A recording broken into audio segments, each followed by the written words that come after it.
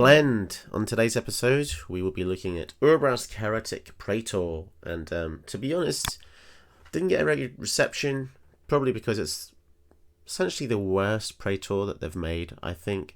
5 out of 4 with haste, so it's decent body and stats, but then when we get to the thick of it, beginning of your upkeep, exile the top card of your library, you will play it this turn.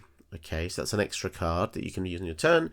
And the questionable abilities, at the beginning of each opponent's upkeep, the next time they would draw a card this turn, instead they exile the top card of the library and they would play it this turn. So essentially what this means is they can only play the card they top deck in their turn. So control decks is kind of good against, but resolving it against control is another matter. It's a shame it just says 1. Maybe if it said whenever an opponent draws, exile the card instead, because I think 5 mana, no protection on a mythic feels like this thing's going to die really quick. But let's just take a look at the body of the deck and see how we might be able to squeeze some wins in. So it's a very aggressive shell. A lot of the conventional red cards that you'll see. You've got Rahilda from Alchemy. When it deals damage, you get to play stuff from the top of your opponent's... she steals cards from your opponent's deck. Same can be said for Robber of the Rich. If you attack your opponent and they have more cards than you, you're going to get some cards. Soul Stealer Axe gives an equipped creature trample, and it deals damage to players seek a card with mana value equal to that damage. So yeah, just lots of ways to gain card advantage, because mono red could possibly be the worst colour right now in Arena, just simply because it can't deal with enchantments, and enchantments are just very powerful.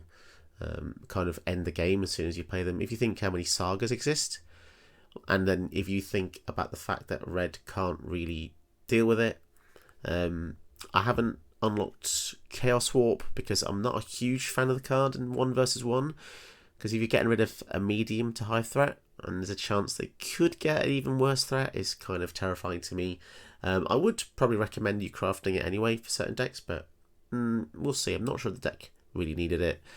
For a bit of spice, I thought I'd put in the Wickerwing Effigy, which is pretty cool because you can cast creatures from the top of your deck, but if you do, it becomes a 1/1 of flying. So yeah, it's just another way to basically play stuff off the top of your deck, so pretty useful. Not much to say about this build. Don't forget to take a look at the deck list in the description below, just in case you fancy having a go and tweaking it yourself. And don't forget you can buy any of these cards, apart from the Alchemy cards, on Magic Madhouse, and the affiliate link can be seen in my description box below. Don't forget to leave me a like and a sub if you appreciate what I'm doing here. So let's see you in the gameplay. Facing an Abzan reanimator build, and they're looking to fill the graveyard, exile 2 legends from the graveyard to be able to cast anything else. But we do have an answer in Cemetery Gatekeeper, so we have to keep this hand essentially, which should be pretty good. Got a bit of ramp here as well with the Magda and the Captain Nanory Storm. We just have to keep the pressure going. Chromatic Compass. Go for the Magda here. I want to get as much ramp out as possible. Once they start filling the graveyard, then might be a good time to go for the Gatekeeper. I assume there will be a creatures build, but it could be Planeswalkers.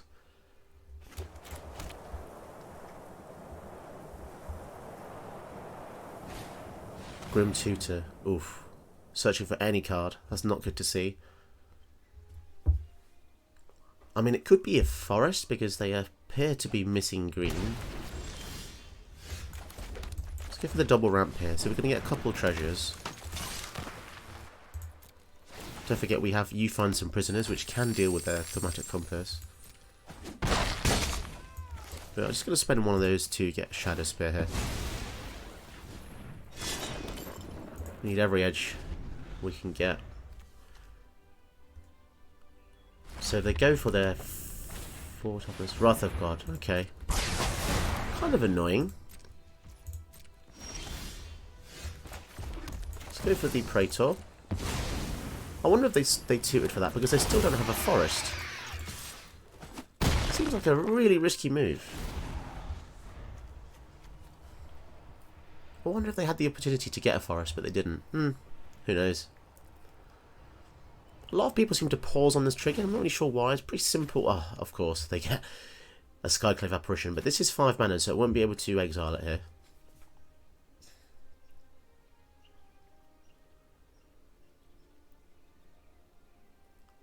question is, do they have a forest? Awesome. Okay, so this is probably one of the very few cases where we slow the opponent down a bit and don't give them any advantage. Urabrask won't be affected by the authority, thankfully. Rahilda, nice. So yeah, let's go for the Rahilda. That comes in tapped. Only spells in their graveyard. So if they board wipe again, we kind of lose a lot of advantage here. So let's just go for the Urabrask and attack in.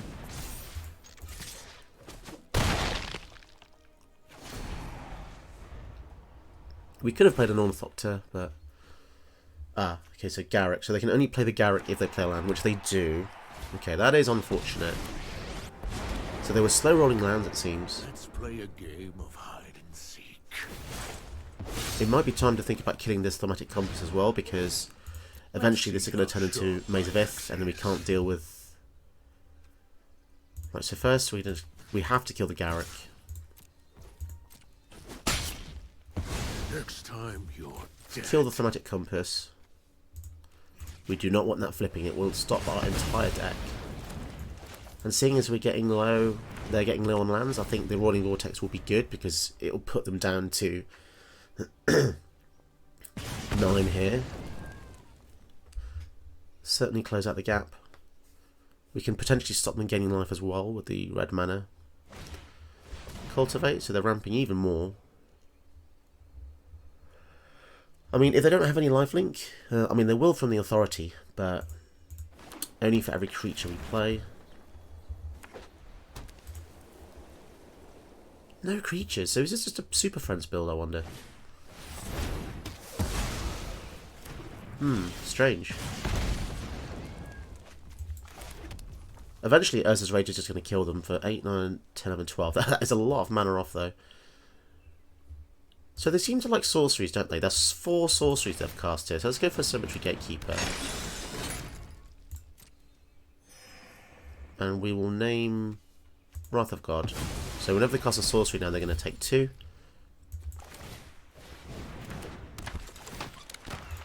And we might as well activate this to stop. We should have done this in the first place, to be honest. Yeah, I should have done that before I cast all the creatures. Stop, so players can't gain life this turn. Oh well. So they go for board wipe here. Okay, go for Kethis. But they don't have... They've only got 1 legend in the graveyard, so it doesn't really do much.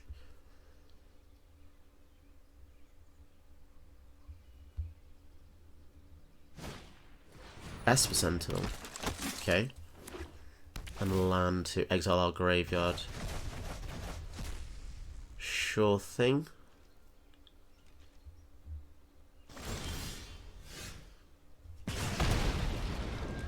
Okay, so the Torbran's going to be mega useful actually, because that will deal more damage with the Rolling Vortex. So maybe let's go for the Torbran here.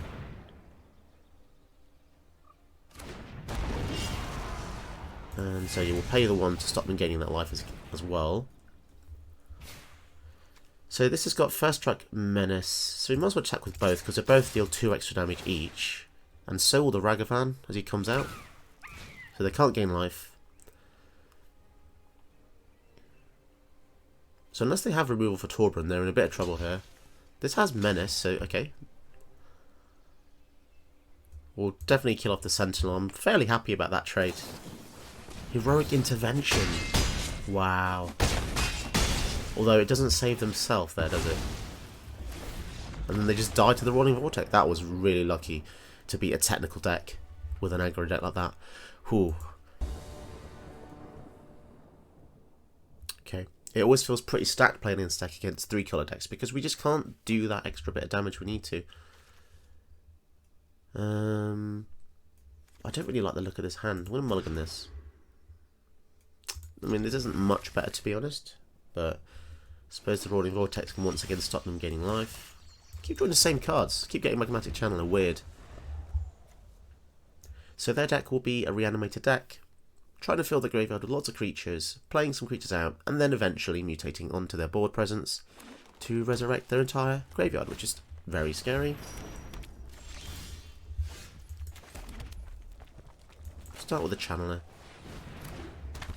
Just a way to gain some advantage. If you're not used to using cards like this, then it can just be useful late game to filter lands. So if you keep top decking lands, this can get a rhythm to get you something else. Wall of Blossoms. Okay, so it looks like it could be an ETB build. Not sure. Curse of Silence. So they're going to name the Urabrask, which means it costs 7 mana now. Which suddenly makes it kind of useless.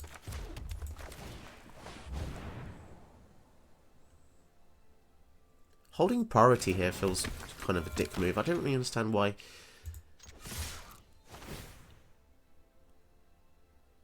But there you go.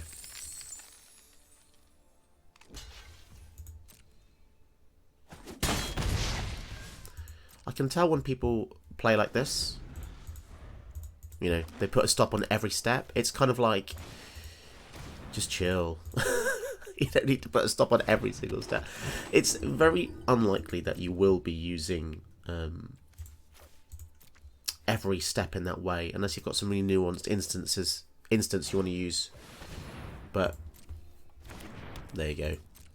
Some people like to try hard. Okay, Symmetry Gatekeeper is going to be really good versus their graveyard. So I'm going to discard a card here, see what we get. Something good, hopefully. Lightning Bolt. 1, 2, 3, 4. Yeah, happy to give a Lightning Bolt, I suppose. Right, what's the casting timing on this? You may play that card this turn. Okay, so first we'll swing in. So they block with a wall. Happy to Lightning Bolt that.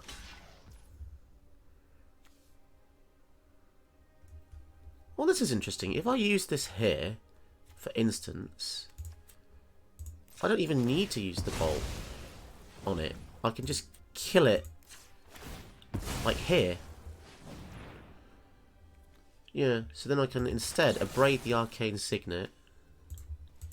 That'll slow them down a bit. Now we don't even have to use the Lightning Bolt here on that. I mean, I kind of want to anyway, just to make the most of my...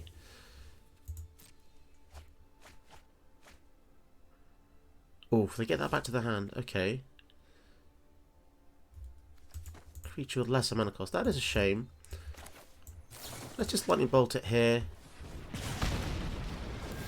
Get rid of the blockers. ECD goes to the bin, and then... Yeah, go for Tomb of Legends. Draw a card. Okay. Not a bad turn. Their general is going to cost 5 or 7. I mean, they could just go for it here to block with lifelink. But then, okay, fine. They don't get to reanimate anything.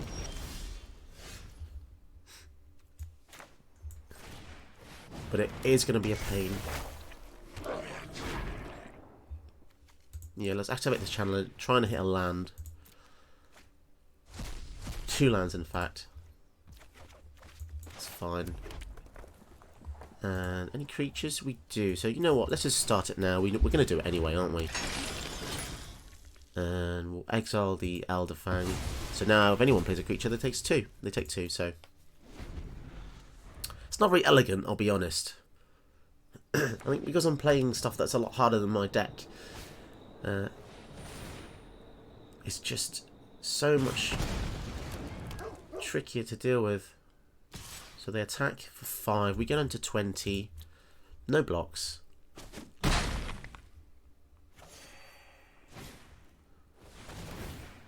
Taking 2. Nice.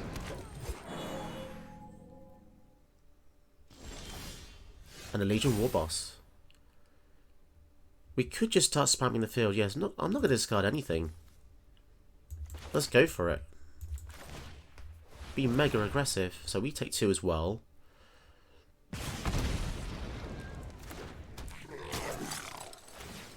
But they're not going to have very good blocks, to be honest. So we just attack with everything, right? Yeah, we'll just attack with everything.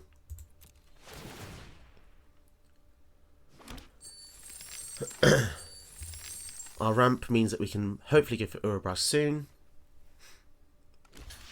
So at this point we are just literally racing the Berlanti, but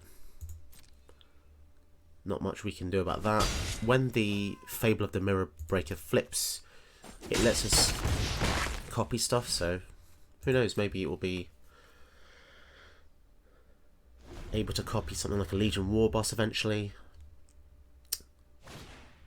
My Triton. Yeah, it's not looking good though. This lifelink is crazy.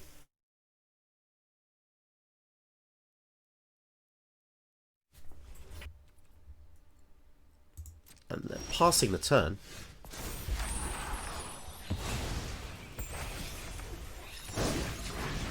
Okay, so suddenly it's not looking very good because now they've got lifelink. They can just block our 1/1s whenever they attack. So let's see if we can get anything good off the top here. We're going to need a miracle, to be honest. Oh, let's see what's in the graveyard. Don't have any instants and sorceries. That really does suck. I guess we'll go for the Vec now.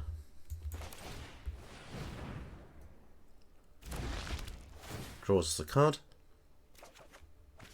Hazoret. Seems good.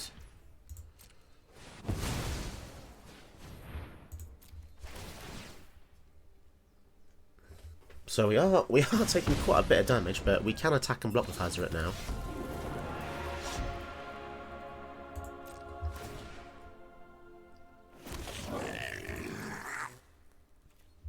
So we'll just attack with the things that would actually make a difference.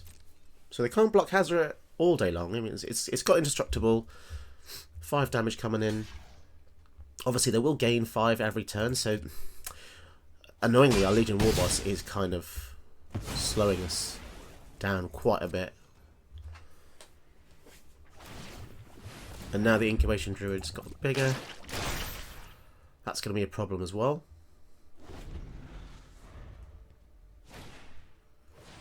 Visionary.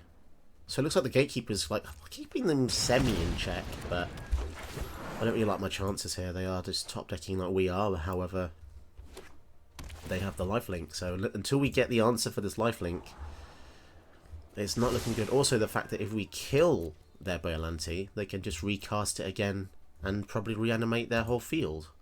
And seeing as all their field is very low power, it doesn't really do us any good here. So yeah, we're not going to pay. This changes everything. This changes everything. Right, let's go for this.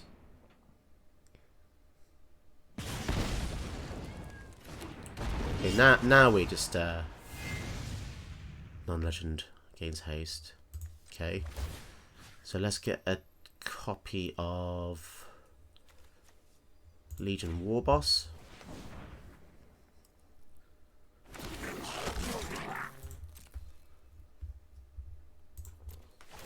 Now we can start thinking about just alpha striking with everything doing an extra 2 damage.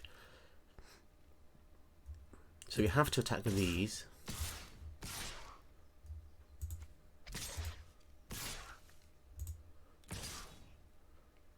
Maybe we just go all out here. Yeah, screw it. We need to deal some damage here. Yeah, let's just do it. This is the only way. This is the way. Let's put a counter on here. Let's put a random counter on here. I mean, this is certainly a fun attack. We could just get absolutely blown out here, but essentially our goblins have double strike. And don't forget, we can sack treasures for the Lannery Storm to get a bit stronger. So if they're reckless about this, they could just kind of lose the game here. Potentially, but they do gain 5, so they have a virtual 19, 21. Oh no, that doesn't have lifelink. So the weird thing is, killing the Legion War Boss is good for us because it keeps making the goblins that attack, so I'm fine about that block. Symmetry Gatekeeper will die from that combat as well. But can they survive? Let's find out. So they cleverly block the Lannery Storm. Blocking there, all the correct blocks it seems, and they're going to sack the Selfless Saviour to give maybe the Triton indestructible. Okay. But they still take 4, 5, 6, 7, 8, 9, 10, 11, 12, 13, 14, 15, 16, 17, 18.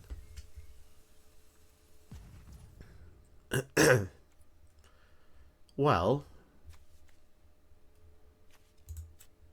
sack a treasure.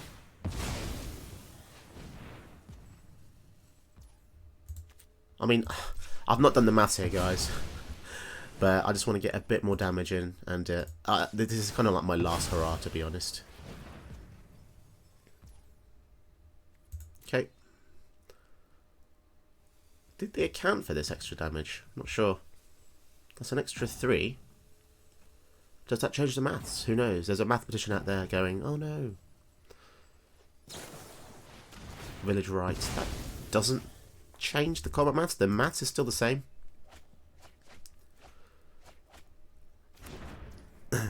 And let's see.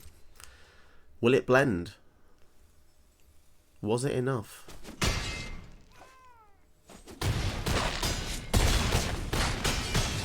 Well, by the looks of it, guys, that Lannery Storm won me the game. Okay, mono red versus mono black. Let's see how we do against a Rankle Sacrifice build. It's a real shame that we're going second, but we've got some good cards here. So, give it a go, I guess. Mindstone, probably good for ramping. Skeleton, okay, so they've got sack fodder already, which is sad. We do have the removal in Brittle Blast, so that's going to be useful. As long as they don't have a way to disturb our hand. Yeah, I guess go for a first striker. Pretty good defender. They'll have to use the removal on this. And I guess every removal they use against our other creatures means it's 1 fewer versus Urabrask. And also, if we get the removal out of the hand, we can exile it and use it ourselves with Direfleet Daredevil. Oof, Spectre. Pretty rough. So don't forget, we have first strike. So let's swing in. Interesting, they don't care.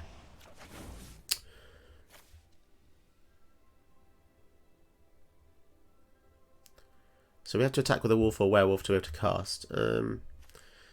Discards a card at random. That's pretty brutal. Guess we just pass the turn here.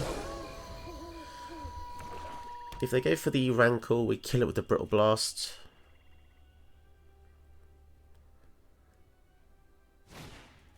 Sedgemoor Witch.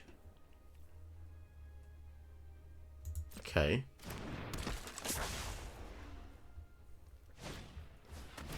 Divest. So we'll let that go off first. So divest can get rid of a creature or an artifact.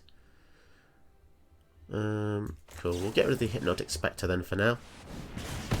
I do not want to discard more cards, please. So they're playing top deck mode, essentially. Yeah, this is pretty bad, but what else can you really do?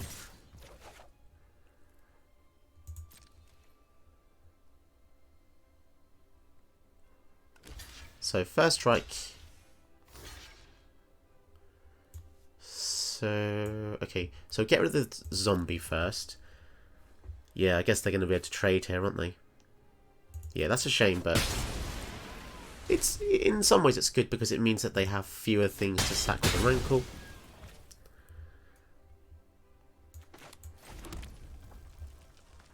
And they've got so many things. Okay, sure. This is a pretty bad matchup, actually. They just managed to get so many things out so soon.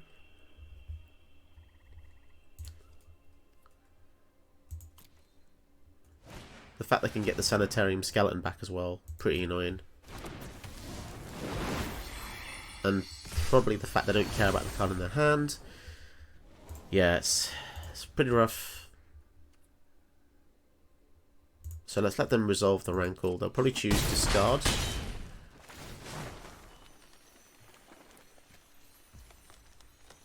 Each player discards, each player loses and draws.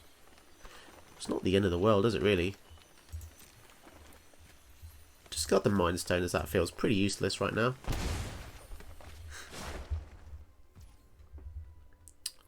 And they're not going to go for the risk factor, so we might as well just go for the Sokunzan, just to give us some sack fodder for the Urabrask. Because if we go for Urabrask on the Rankle, that means that we just sack the Urabrask.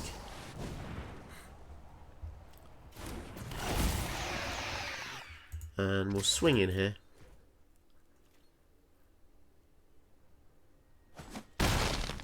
Okay, so race against time. Let's see what we get. Yeah, Urabrask feels super weak because this triggered ability here, like they can still use the card. It's not like it. Yeah, see, so it doesn't really change much.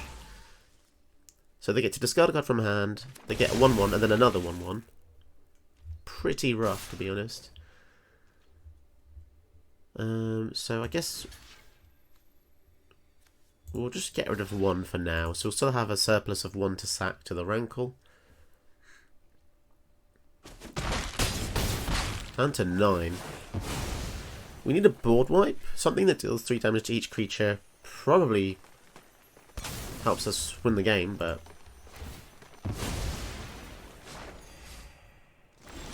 yeah, not looking at my chances here. A land. Fire Prophecy. Okay, so we play the land. And there's no point attacking because they just block.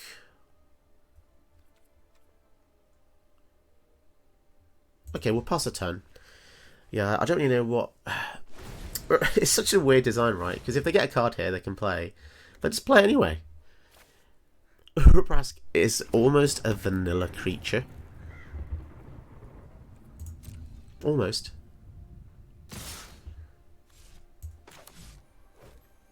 Okay, so we Fire Prophecy the Rankle here.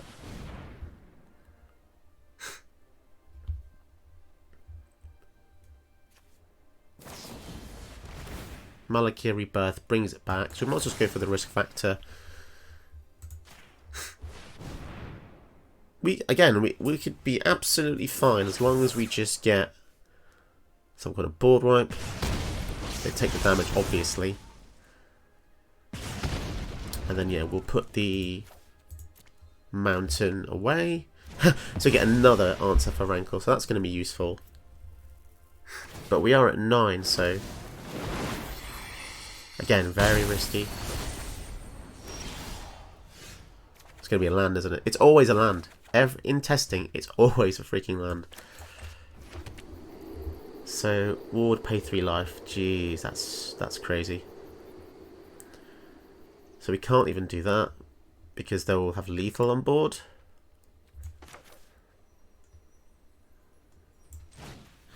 So let's get rid of the skeleton here because that will exile it as well.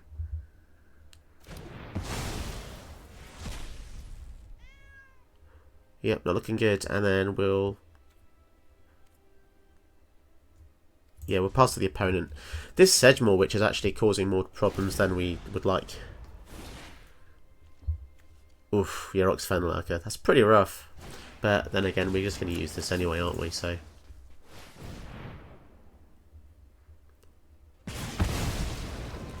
Okay.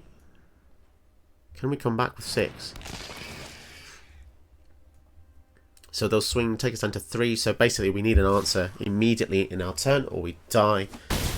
To a 3/2 with Menace. And they also have haste in the next turn with Rankle. Torbran and a land. Wow, wow, wow. Okay, so I guess... go for the Torbran. It's really not going to make a difference. Might as well swing in because we... although saying that... yeah, we can't block anyway, everything. Because if they attack with these 3, we have to block 2 against the Sedgemoor Witch. Damn, yeah, I had my suspicions that Urabrask was pretty bad.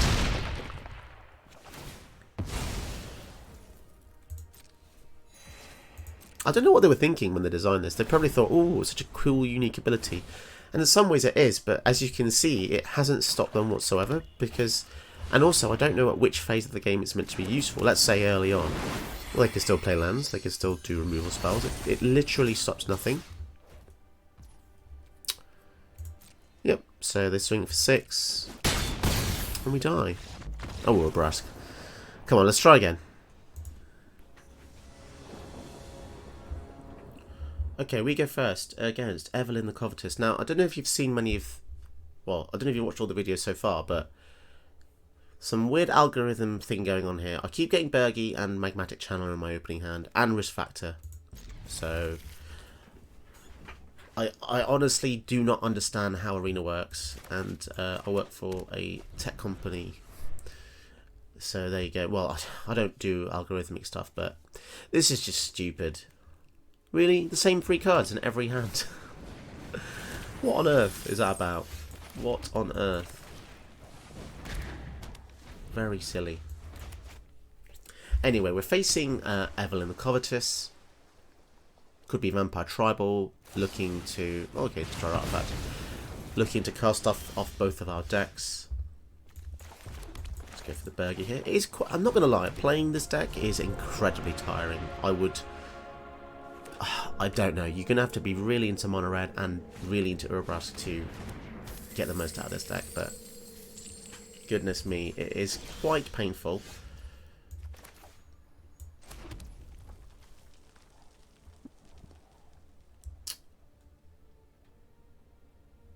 Okay, let's get something off the top of their deck here.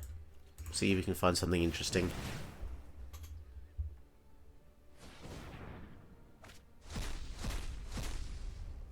I guess Seize the Spoils is cool.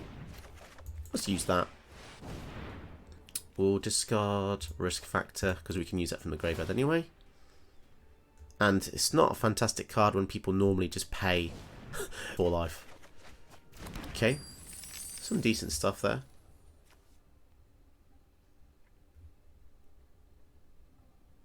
Could go for the Channeler here. Go for the Cathartic Reunion. Yeah, let's go for the Cathartic Reunion, I think. I'm just sick of seeing the Channeler, guys. Sick of it. 3 or 4 times I've seen it now.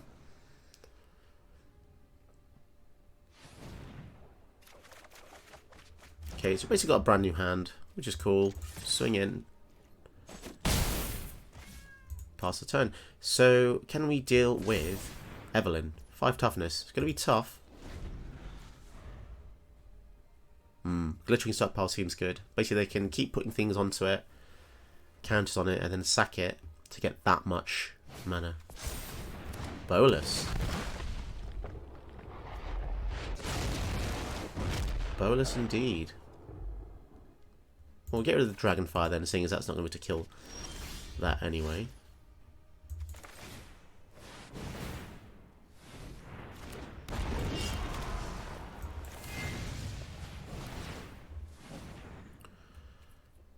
Okay, we'll add the red. So, Bolus. So, will they trade here? Let's see. Okay, fair enough. Happy to get that out of the way.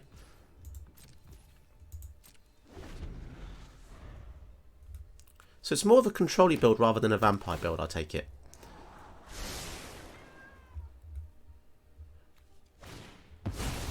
Okay, so it really just is a value build. Fair enough. There is little as Bouncing that to hand, so we'll get rid of that. So we can just kill the Ashok on the return here. recoil to the recess of your mind. Let's save the bolt and just finish the Ashok off the old-fashioned way. Because the bolt might come in useful with the Torbrum, because combined together, this is 5 damage. Please no more Haymakers.